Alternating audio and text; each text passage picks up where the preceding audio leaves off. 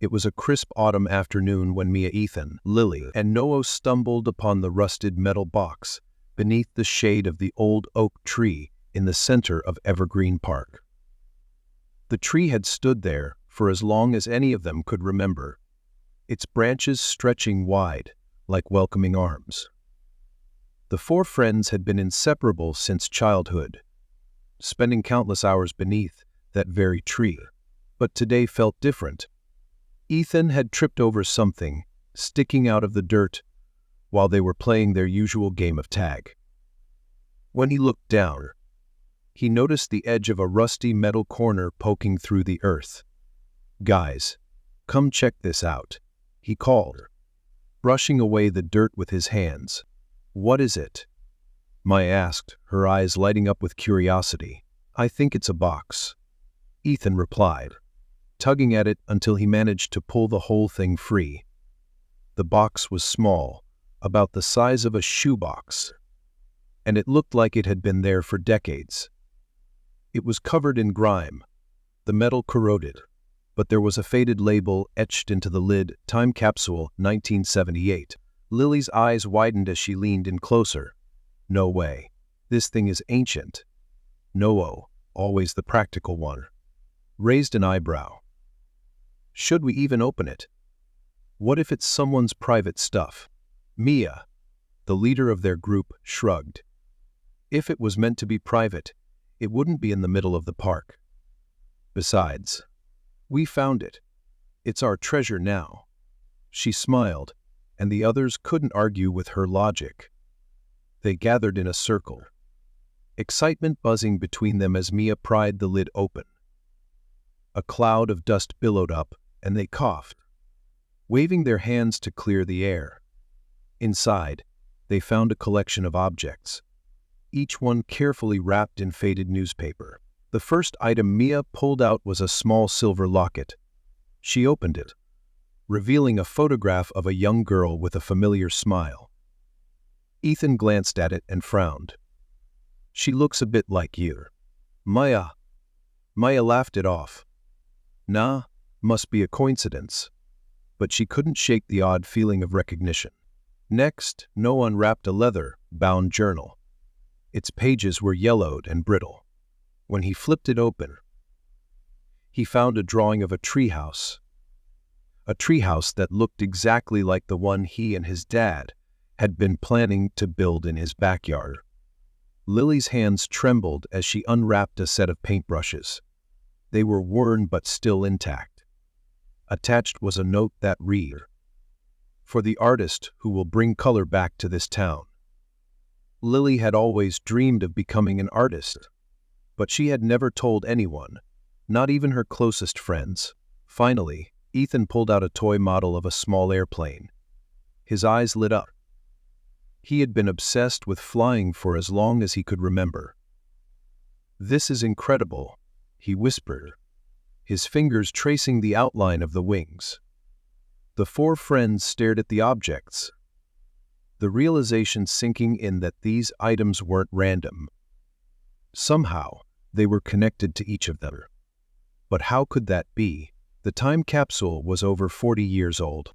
"Okay, this is officially creepy," Lily said, glancing around as if expecting someone to jump out from behind the tree. "It's not creepy, it's amazing," Mia insisted. "It's like a message from the past. Maybe this is a sign." "A sign for what?" Noah asked, a skeptical look on his face. Mia paused, her eyes shining with excitement. "A sign that we're meant to follow these paths. Think about it. What if this is our destiny?" The others exchanged glances, unsure of how to feel. Part of them was thrilled by the mystery, but another part was uneasy.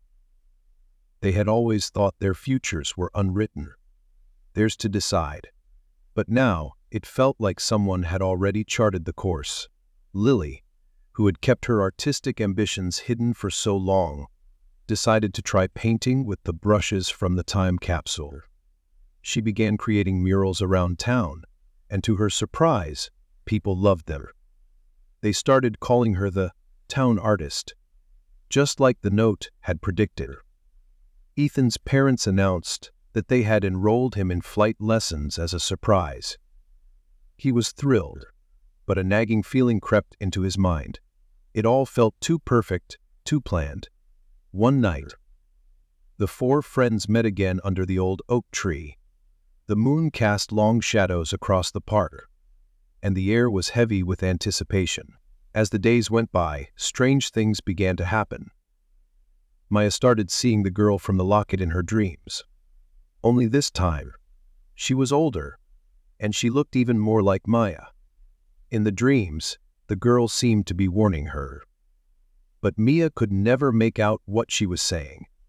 No's father, who had been too busy with work to help build the treehouse, suddenly found time off. They started working on it together, just like the drawing in the journal. But as they built, No noticed that every detail matched the drawing exactly, down to the carvings on the wooden beams. It was as if they were following a blueprint. "This can't be a coincidence," Ethan said, breaking the silence. "It's like everything is falling into place exactly the way the time capsule said it would." "But that's a good thing, isn't it?" Maya argued. "It means we're on the right path." No shook his head. "Or it means we're being manipulated. What if we're not choosing our destinies? What if someone's choosing for us?" Lily looked down at her hands, stained with paint. "I don't know. It's exciting. But it's also scary. What if we decide to do something different? Will everything fall apart?" The question hung in the air, and for a moment, none of them knew what to say. Finally, Mia stood up. "I don't know who put that time capsule there, or how they knew about us. But I think we have a choice. We can either follow the path laid out for us, or we can make our own." Ethan glanced at the model airplane in his hand. "But what if following it leads us to where we're meant to be? And what if it doesn't?" Noah countered. "What if we're meant to change things?" Lily sighed. "Maybe we just need to take it one step at a time. If things feel right, we follow them. If they don't, we choose differently." Maya smiled. "I like that. We decide our own fate." With that, they made a pact. They would follow their instincts and stay true to themselves, regardless of what the time capsule predicted. They buried the box again beneath the tree, leaving it behind as a reminder of the choice they had made. In the weeks that followed, the friends began to forge their own paths. Maya, inspired by the dreams of the mysterious girl, decided to research her family history and discovered a long-lost relative who had planted the oak tree decades ago.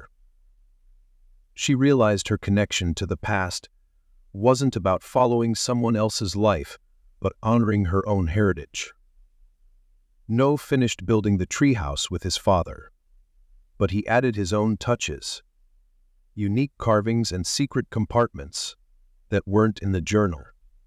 It became a symbol of the bond he shared with his dad and his ability to shape his own future. Lily continued painting, but instead of staying in the town, she applied to art schools across the country, determined to make her own mark in new places. The brushes from the time capsule became her lucky charms, but she didn't let them define her path. Ethan took his flight lessons, but he didn't stop there. He started researching different types of aircraft and engineering, dreaming of designing his own plane someday. The model from the time capsule had sparked his passion, but it was only the beginning. As the seasons changed, the friends grew stronger in their resolve to create their own destinies. The time capsule had shown them a glimpse of what could be, but in the end, they realized that the future was not a story written in stone. It was a canvas waiting for them to paint their own picture, and beneath the old oak tree, the time capsule remained, waiting for the next group of friends to uncover its secrets and choose their own paths.